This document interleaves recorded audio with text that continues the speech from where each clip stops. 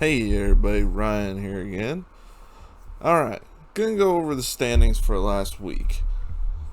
Now, this was the standings last week. We had Toronto, followed by Winnipeg, then Edmonton, then Montreal, then Calgary, then Vancouver, then Ottawa in the North Division last week. All of them on losing streaks except for three of them. And Vancouver has returned. Actually, I don't think they actually played last week, but they had a 2-game losing streak going into them returning. Alright, this is the up-to-date one. Toronto has 2 points in the last week. They have not had a great stretch. I mean, they're 6-2-2 in the last 10 still, but it feels like they've lost like 3 or 4 in a row now. They are followed by Winnipeg as of right now, which is accurate as to last week too. But Winnipeg is closer than last week to them. Followed by Edmonton, then Montreal, who is just falling out right now. I don't know what happened to Montreal. It looked so good beginning of the year, and then they just fell apart. They're 3-7 in the last 10 at the 2-game losing streak. I mean, the advantage they have is that Calgary is playing just god awful and they have games at hand over them, so that's an advantage. But they've got Vancouver has 5 games on them, which would put them in a virtual tie if Vancouver wins all 5 of those games in hand, and any other matchups they have against them would not hurt either. Ottawa is pulling up behind them with last still, but only 1 point behind Vancouver. But once again, there is 8-game difference there. Yeah, 8 games that Vancouver has in hand over Ottawa. So Vancouver's going to start either drowning or not here pretty quick. I mean, they got kind of bad news. According to reports, Elias Pettersson is going to be out the rest of the year. So that hurts the offense. But they won today without him. I mean, they've been doing all right without him for the last little while before COVID hit, of course. But we'll see how this one works out. But I still think we're pretty much set with the top 4 in this division. I don't think Montreal's going to go anywhere at the rate they're playing, so there's that. Alright, on to the East Division. Last week, we had Washington and the Islanders tied at the top with 58 points, followed by Pittsburgh, very close behind them. Then Boston pulling up 4th, being chased by the Rangers, Flyers, and then you had New Jersey and Buffalo down there with the no chance of actually making it. I mean, theoretically, yes, I guess technically they do, but realistically, no, they're not going to. Alright, this week, Washington has a 2-point lead over the Islanders, who are 1 point ahead of Pittsburgh, who is 3 points ahead of Boston. Boston has played a lot of catch-up. Oops, wrong way. So, 48 points to 56. So, 8 points in the last week for Boston. Pittsburgh 3 points in 3 games. Not the greatest. And 2 points for the Islanders in 3 games. Yeesh. And the Capitals, let's see, 4 games, they have 4 points. So those top 3 didn't do great of late. Boston has been killing it of late. They've been very good. 4-game winning streak. They're still being chased by a New York Ranger team that is only 4 points back and has a 4-game winning streak. I think it may be close, but I think it may be too little too late because, I mean, Boston has games in hand, at least 2 of them. So Rangers' best chance may be to catch Pittsburgh at this point. We'll see, because, I mean, games in hand doesn't necessarily mean that there's going to be those victories in those games in hand, but the way Boston's playing of late, they're playing pretty dang good. And Philadelphia has fallen out of this. I'm not sure if they got what it takes to catch up at this point. Do they have that ability with games left and everything?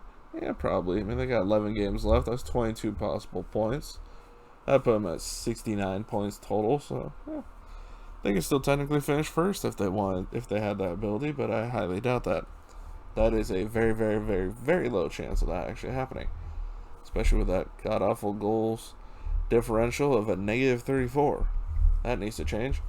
New Jersey is in the midst of a 6-game losing streak. That is the worst in the division. 2 4-game winning streaks for Boston and the Rangers. Other than that, it's winners for wins, losses, and overtime losses. Alright, on to the Discover Central Division.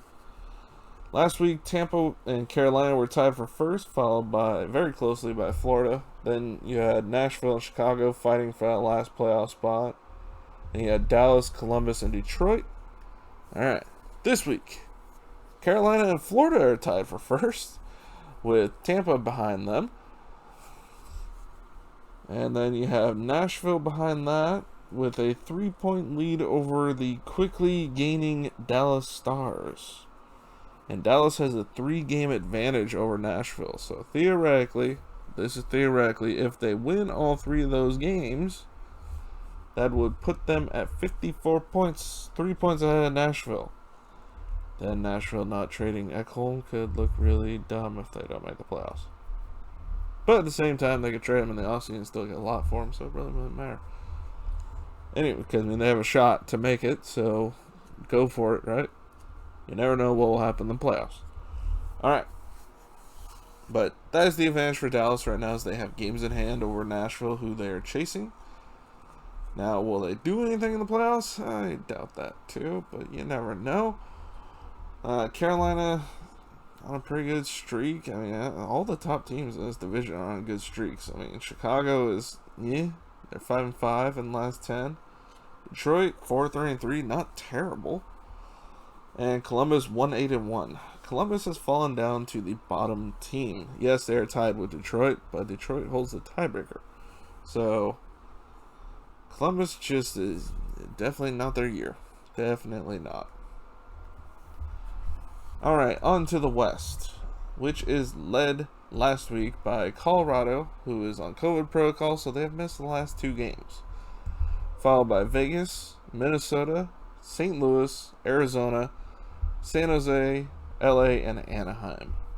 Last week, St. Louis held the last playoff spot by 1 point over Arizona. So let's see where we sit this week. Well, St. Louis has not played.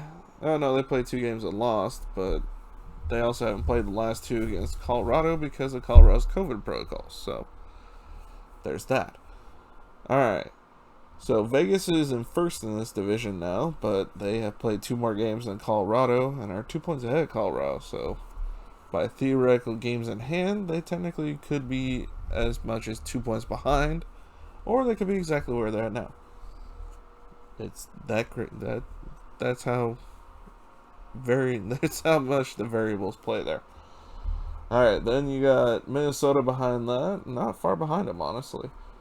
Then you got Arizona holding out that last playoff spot with 45 points. Followed by St. Louis with 44 points. But St. Louis has 3 games in hand. That's an advantage. But the 2 of those 3 are against Colorado, so good luck. And then you have San Jose pulling up behind them with 41 points, 4 points out of a playoff spot, with 1 game in hand over Arizona, but St. Louis having 2 games in hand over them. Then you have LA pulling up 3 points behind San Jose, and Anaheim an additional 3 points behind LA. And let's see. We have 3 teams with 2-game losing streaks, that being St. Louis, LA, and Anaheim. San Jose is on a 1-game overtime loss streak, but they had a, I believe, 4 or 5-game losing streak before then, so I believe that is technically up to 6 now. Arizona is on a 1-game losing streak, Minnesota, Colorado on 4-game winning streaks, and Vegas on a 7-game winning streak. Shocker, those top 3 teams are on winning streaks. I know. But yeah, that's where we're sitting in this one. I think our top 3 is 100% set. It's that 4th spot. We'll have to see. It's between Arizona, St. Louis, and San Jose. I mean, I guess LA could get into that. I guess Anaheim could. I mean, Anaheim's 10 points back, same amount of games played. It's possible with 10 games left, but highly unlikely. LA has the advantage of games at hand. They have 14 games left, so they definitely could get back in if they go on winning streak, but they're 3-7 in the last 10. I don't know about you, that may not be possible, but they do have a 5 of their next 6 games against Anaheim, so They can win 5 of those. There you go. There's 10 points right there. That puts them in the playoffs. Boom. That's how quick it could happen in this season, but is that likely? I doubt that. All right, here's where we stand 1 through 10 in the division, in the league last week. You had Colorado, followed by Toronto, Tampa, Vegas, Carolina, Washington, New York Islanders, Pittsburgh, Florida, and Winnipeg. Let's see how much that has changed. Not a whole lot. Yeah, Vegas on top now. They're your new top team in the league. There you go. Followed by Colorado, Carolina, Florida. Florida's jumped up, actually. Where were they last week? They were 9th. They're up to 4th this week. Nice. Carolina jumped from 5th to 3rd. Vegas from 2 to 1. Right? No, 4 to 1. And Colorado dropped 1. Tampa is at 5 now. You got Washington at 6. Toronto has dropped to 7th. They haven't been playing great of late, but they can still turn around. New York Islanders at 8th. Minnesota has jumped into the top 10. Yeah, they weren't there last week. Winnipeg has dropped out. And Pittsburgh is the 10th best team, of course, tied with Minnesota. But, yeah, I mean, these are definitely top teams. I mean, who do I see not being a top team out of these, or being a team that drops pretty quick in the playoffs? I can see Florida being that team. I mean, not having Ekblad, I mean, Montour is not a replacement for him. I mean, he's had a goal so far, but he's not an Ekblad. So I don't know if they had that ability, but they've been a surprise so far, so who knows? Maybe they can continue the surprises. I can see the Islanders dropping early, because, I mean, they have not seemed to mesh well since their Palmieri and Zajac trade. We'll have to see. I mean, sometimes the playoffs can make the difference with those kind of trades. And Minnesota, just based off of who they're going to play against. I mean, they're a 3rd-ranked team in the West. They're going to play either Vegas or Colorado in the first round. They're good. I'm just not sure they're that good. They do have the luxury of playing in a generally terrible division outside of Vegas and Colorado. So there's that, but hey, they've been playing well, so who knows? Maybe it gives them the confidence they need and they can pull something out of their bums. Alright, let's see. 11 through 21 now. Last week was Edmonton, Minnesota, who we know has moved out of there. Boston, Nashville, Montreal, Chicago, New York Rangers, Philadelphia, St. Louis, Arizona, then Dallas. This week, Winnipeg has fallen down into the mid-range, followed by Boston, who's moved up, I believe, 1 spot. Yeah, 1 spot. Edmonton is there. Wait, were they there last week? Yeah, they were 11th. They dropped to 13th.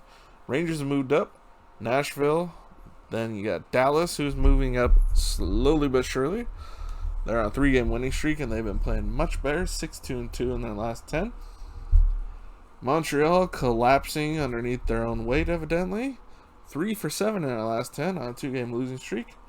Philadelphia can't figure out how to stop anything less than 6 goals, it seems like. Chicago is next. They're just back and forth. They're 5-5, that makes sense. Arizona is next. They just can't get a win for the life of them lately, it feels like. St. Louis, they lost a couple games. So we'll have to see. They had to make those up. So they still have to play Colorado for those makeup games, though. Alright, last week, 22 through 31 was San Jose, followed by Columbus, LA, Calgary, Detroit. Then your bottom 5, starting with number 5, will be Vancouver, followed by New Jersey, Anaheim, Ottawa, and Buffalo. This week, not a whole lot of change. I mean, Calgary moved up. San Jose dropped 1. Detroit's moved up significantly, it feels like. Oh, not much. Actually, 2 spots. Okay, well, still. Columbus is next. Then LA. Then your bottom 5. Vancouver, Ottawa, Anaheim, New Jersey, Buffalo. That has not changed, really. Oh, no, it has. Ottawa's moved up from 30th to 28th. And New Jersey has dropped down to their position at 30th. So, there's that. I mean, New Jersey still technically one win could pop up to tied with Ottawa again and knock Ducks down the second worst so they could get a higher chance of getting a better pick. I would not be sad about that. But let's be honest, New Jersey has been god-awful. Late 1-1, I don't think that's happening with a 6-game losing streak. The New Jersey Devils are a new Buffalo Sabres, who actually have been playing really well of late, ever since they got out of that 18-game losing streak. 5-3-2 in their last 10. They're starting to look decent of late. I don't know what's going on with that, but hey, keep that up. Pass Anaheim, make Anaheim the worst team. I'm okay with that. I'm not going to cry about that at all. I've accepted the Ducks suck this year, so you know what? Get a better draft pick. Alright. Well, that's where we sit. I mean, you definitely are going to see a lot of movement. I mean, this season is kind of crazy the way the rankings are. I mean, the movement is just ridiculous this year. So, I think for the most part in the divisions, you have set teams, at least in the top 2 to 3 spots, that you know are going to make it into the playoffs. It's pretty much impossible. Well, not impossible, but pretty hard for them to lose it at this point. I mean, those 4th place spots are definitely where people are chasing right now because they're really the only spots that are open in any of the divisions. I think the North is the least likely to have that switching from the 4 that are in the playoffs now to any of them dropping out. But the rate Montreal's playing, it's possible they could fall out. But we'll have to see. Alright, that's the standings video for this week. I hope you enjoyed. If you did, please make sure to subscribe, hit that like button, and make sure to comment and share, and I will see you all next video. Bye, everybody.